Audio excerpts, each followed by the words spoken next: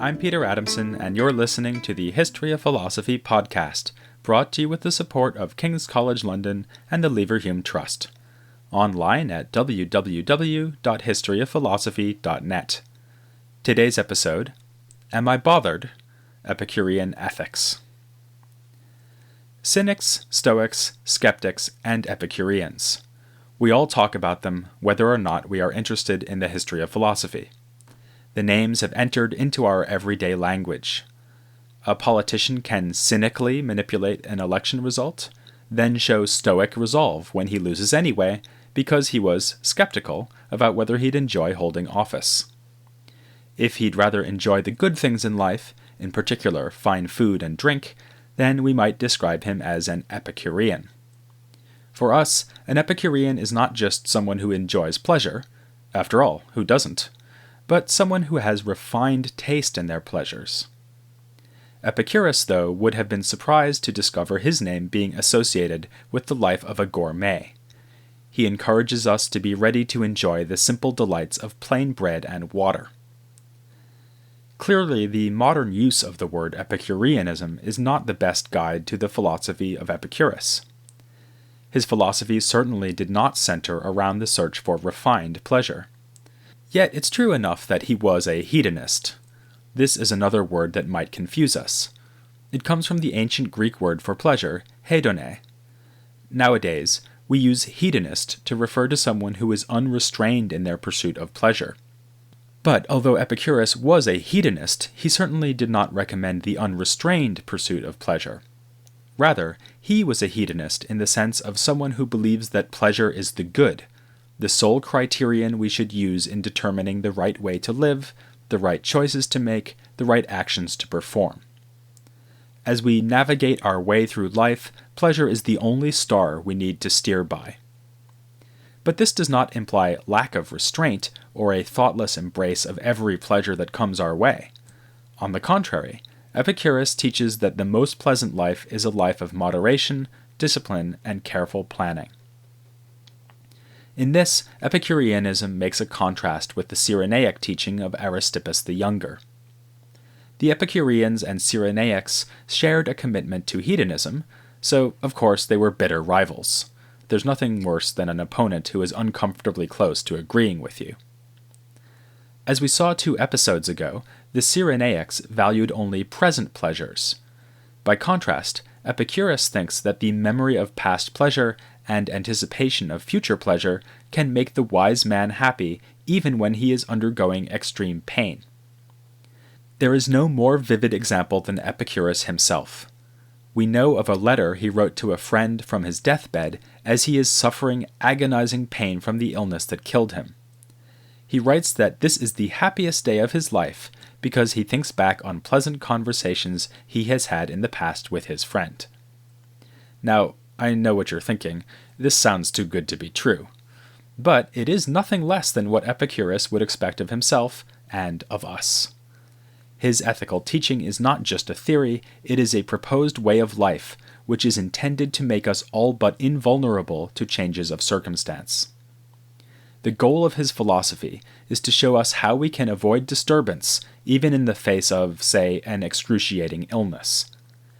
As you might remember, this was the objective of the Cynics and Cyrenaics as well, the sort of self-sufficiency that would make us all but invulnerable to turns of fortune. We'll see in due course that the same goal motivated Stoic ethics. Even skeptics claimed that their agnostic philosophy led to ataraxia, or lack of disturbance. But if this is the common destination, the Hellenistic schools traveled different roads to get there. For the Epicureans, the recommended path was to memorize and internalize a teaching that maximized pleasure over a whole life rather than at the present moment. On his deathbed, Epicurus showed how a thorough training in these precepts could allow him to overcome even great physical torment. This was a possibility the Cyrenaics denied, on the basis that present physical pain would be far stronger than any memory or hope. Perhaps as Epicurus lay dying, he allowed himself to take a bit of added pleasure in proving his opponents wrong, once and for all. Of course, invulnerability like this doesn't come cheap. It requires discipline, and Epicureans would claim to be more disciplined than their fellow hedonists, the Cyrenaics.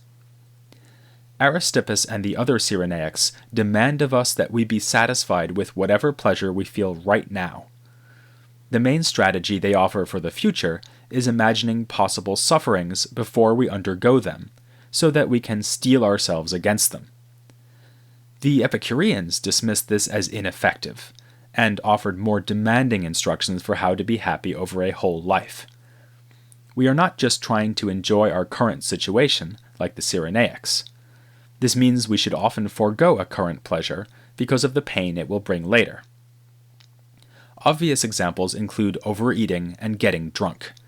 These might be fun here and now. In fact, let's face it, they are fun here and now, but we will regret it later when we have stomach aches and hangovers. Epicurus also cautions us against indulging in sex, at least in part because however pleasant sex might be, having children leads to more than enough worry and trouble to overwhelm that initial pleasure. The hedonistic calculation favors chastity over family life, as far as Epicurus is concerned. For the same reason, Epicureans avoided engagement in day-to-day political life when possible, because the anxiety involved would outweigh the pleasure politics can provide. Of course, these same Epicureans might be willing to seek office to prevent personal disruption and worry. If the city of Athens had suddenly tried to evict Epicurus and his friends from their garden, they would presumably have been willing to confront this threat in the political arena. But in general, politics is a fool's game, being a source of anxiety rather than pleasure. It may seem to offer great pleasure. The successful politician may be acclaimed by the crowd or see statues raised in his honor and get pleasure as a result. But the Epicureans discourage us from pursuing such pleasures, labeling them as unnatural. Unnatural pleasures are poisoned chalices, guaranteed to yield more pain than pleasure in the long run. Instead, Epicurus tells us we should look to nature itself to learn which pleasures are worth pursuing. This is another point of agreement with the Cynics and Cyrenaics.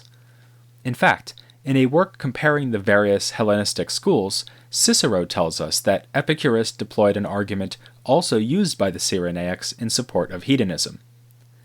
According to this argument, even animals and children seek pleasant feelings. This instinct is so deeply rooted in our nature that we cannot conceive of any good apart from pleasant feeling. Epicurus can improve on the Cyrenaics' use of this argument in light of his epistemology. As we saw last time, he sees sensation as the measuring stick of all belief. So he declares that there is no need to argue for the goodness of pleasure. Any creature endowed with sensation, the capacity to have feelings, will seek out pleasure. The example of small children and animals is intended to illustrate this point, that nature itself calls us to identify pleasure with the good. But nature does not call us to seek statues or cheering crowds, the way it tells us to eat when we are hungry, to drink when we are thirsty. It is only these natural desires that we ought to satisfy. Fulfilling natural desires and being satisfied with that degree of fulfillment is the surest road to lack of disturbance. As Epicurus says, again echoing Cynic and Cyrenaic ideas, natural pleasure is easy to obtain, since it is always ready to hand. Furthermore, these pleasures can be as intense as any others. When we are genuinely in need of food and drink, plain bread and water are so thoroughly enjoyable that nothing could improve upon them. Epicurus's praise of natural and necessary pleasures, the pleasures we really need if we are to avoid pain, has led many to believe that he is that most paradoxical of philosophers, an ascetic hedonist. In his letter on ethics, written to a friend named Menoikeus, Epicurus memorably says that when he encourages us to pursue pleasure, he does not mean the pleasure of boys, women, and fish, that is, pederasty, sex, and fine food. Such passages encourage the idea that Epicurus wants us to avoid luxurious pleasures at all costs, steering clear of anything nicer than the most basic necessities. After all, he might say, luxury is always going to be more trouble than it's worth. But this seems wrong. Epicurus is not Diogenes the cynic, after all. He is deeply convinced that pleasure is good, indeed the good. It would be inconsistent for him to avoid a pleasure if he could have it without incurring a pain that would outweigh that pleasure. A preferable interpretation, to my mind, is that Epicurus wants us to train ourselves to be happy with a moderate, even minimal, array of pleasures. We need to be ready to live happily on bread and water, in case circumstances offer us nothing more. Furthermore, we should not undergo great stress or exert ourselves painfully to get luxuries. That would be counterproductive. Nonetheless, the Epicurean will still enjoy luxuries if they come along and are easy to procure. On this point, I agree with my colleague Raphael Wolff, who wrote an article on this question and offered an illuminating example, which I'm now going to steal. If an Epicurean were getting on a plane, and the airline offered to bump him up to first class, would he accept? The answer is yes. First class is more pleasant than economy, and in this case, will cost him nothing in terms of worry or pain. The only exception would be if the Epicurean knew that it would pain him on future flights to sit in economy, having tasted the delights of first class. But a well-trained Epicurean would not have this problem, since he has many times rehearsed the teachings which remind him that natural and necessary pleasure is enough. So, a critic of Epicurus will need to do better than just insult him for being a debauched and mindless pleasure-seeker. To that accusation, Epicurus will say, "I believe you have Aristippus the Younger in mind. My hedonism is thoughtful, and requires me to resist pleasure just as often as I partake in it." Can the critic do better? He can if he has read his Plato. In several dialogues, including the Republic, Plato has his characters mount an anti-hedonistic argument that goes something like this. Imagine that you're thirsty. This clearly is painful, which we can agree is a bad thing. Fortunately, there's a solution. Go drink something. Drinking is pleasant, precisely because it restores the body to its balanced state. But as soon as the painful condition of thirst is gone, so is the pleasure. It's not nice to keep drinking when you aren't thirsty anymore. If all pleasure is like this, the hedonist is in trouble. The best we can do is break even with the pain of thirst being balanced out by the pleasure of drinking. When we are done experiencing pain, the pleasure will be gone too, and soon enough the pain will start anew as we grow thirsty again. So, a life devoted to this sort of pleasure is doomed to failure, because you can never come out ahead, like someone who can't save money because they only earn enough to pay off the debts they are constantly accruing. In the Gorgias, Plato memorably compares someone in this situation to a man continually trying to fill a leaky jar. Epicurus answers this critique of the hedonist life, but in doing so he is forced to make his most controversial and least convincing ethical claim. Firstly, he thinks that when I am having pleasure, that precludes feeling pain, so I am not still pained by thirst as I am drinking. This isn't enough, though, if it turns out that every pleasure I have is balanced out by a prior or future pain. What he needs to do is show that I can do better than break even. Here comes the controversial part. Epicurus claims that when I am no longer in pain, that will in itself constitute the greatest possible pleasure. As he says in one of the pithy remarks he offered for his students' self-training, the cry of the flesh is to be neither hungry, nor thirsty, nor cold. Someone who is without these and expects to be free of them in the future rivals the god Zeus for happiness. Later authors tell us that Epicurus developed some newfangled terminology in explaining this idea. The terms don't appear in his extant works, but Epicurus did have a fondness for coining technical expressions, and they are well attested in our sources. He distinguished, we are told, between two kinds of pleasure, kinetic and static. The difference is that a kinetic pleasure involves some kind of change or process. The word kinetic comes from the Greek kinesis, which means motion or change. A static pleasure, by contrast, is stable and does not involve any process of transition. Paradigmatic examples of kinetic pleasures would be things like eating, drinking, and sex. These are, of course, the pleasures considered in Plato's anti-hedonistic argument. Epicurus outflanks Plato by insisting that the state in which pain has been eliminated is not merely neutral, a brief and bland respite before the next round of pain and kinetic pleasure begin. Instead, this pain-free state is pleasant, indeed, so pleasant that nothing could improve upon it. This does answer Plato and significantly fleshes out our picture of the ideal Epicurean life. It is a life of moderation, intended to minimize the fluctuations of pain and kinetic pleasure, and to maximize the time we spend in the serene, static pleasure that comes with the elimination of all suffering. This helps explain why we should only value natural and necessary pleasures. If we allow the absence of fine dining or honor to upset us, even slightly, we risk missing out on the supreme pleasure that is lack of pain. It also enables Epicurus to combine his two preferred answers to the question of what constitutes the happy life. On the one hand, there is pleasure. On the other, there is ataraxia, the lack of disturbance. It turns out, on his theory of static pleasure, that these are actually one and the same, since lack of pain and disturbance just is static pleasure, the best pleasure there is. This is a brilliant move on Epicurus's part. Unfortunately, it is at best controversial, and at worst wildly implausible.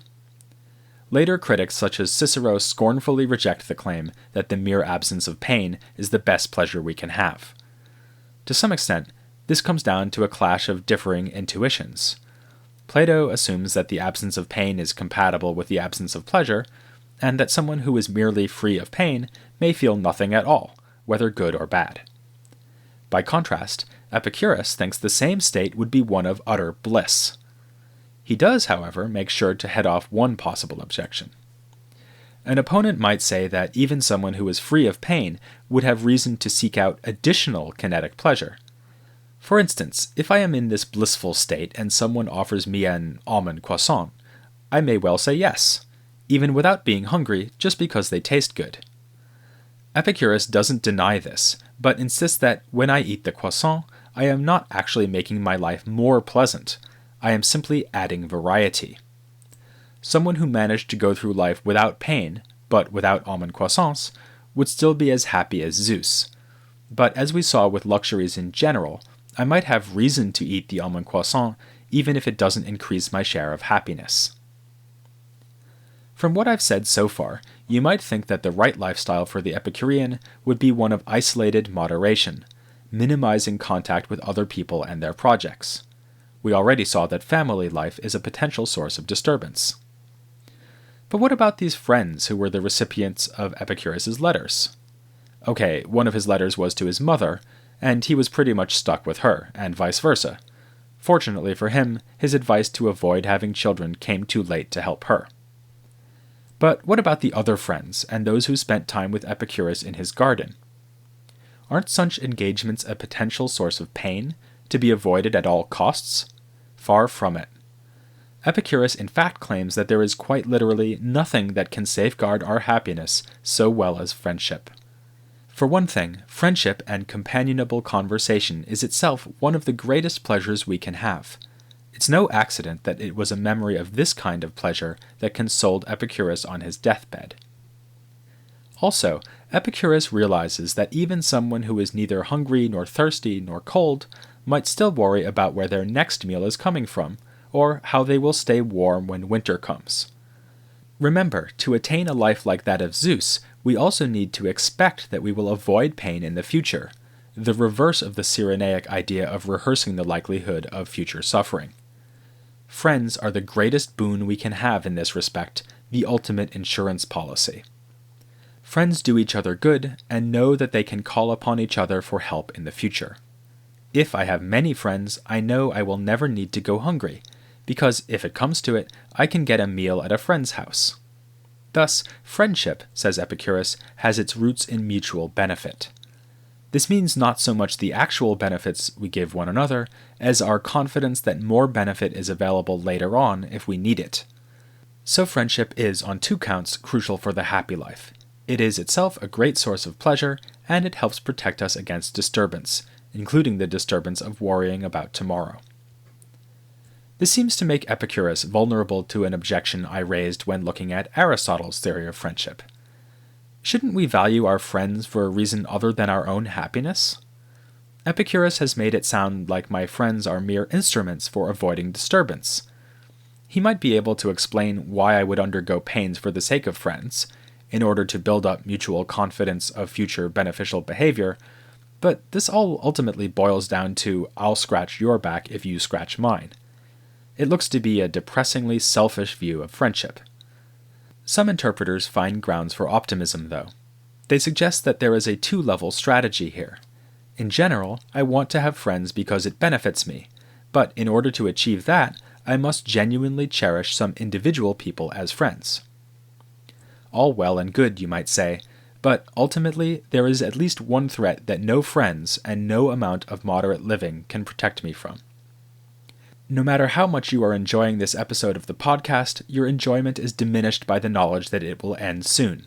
And so it is with life.